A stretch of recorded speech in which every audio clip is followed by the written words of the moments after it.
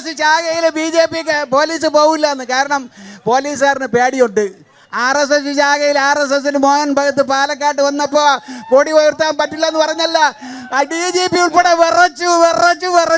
അതുകൊണ്ട് RSSകാരുടെ പേടിയുണ്ട്. അതുകൊണ്ട് ആ പേടി കണ്ടാൽ മതി. 2, പിന്നെ കൂവാനാണെങ്കിൽ കൂവി തോപ്പിക്കാനാണെങ്കിൽ ജനസഭയൊന്നും വേണ്ട.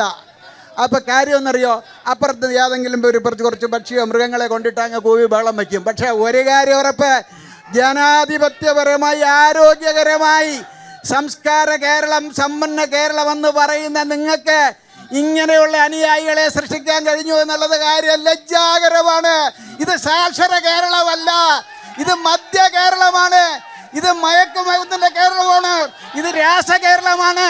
ഈ രാസകേരളത്തിൽ മര്യാദക്ക് ജീവിക്കുന്ന ആൾക്ക് ജീവിക്കണം.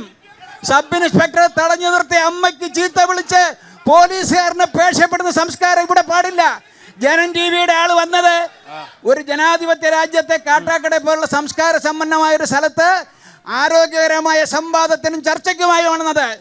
നാളെ കൈരളി ടിവിയിൽ വന്നാൽ കുറെ BJP-ക്കാർ വന്നിങ്ങനെ ബളം വെച്ചാൽ കൈരളിക്കാരന് വരണ്ടേ?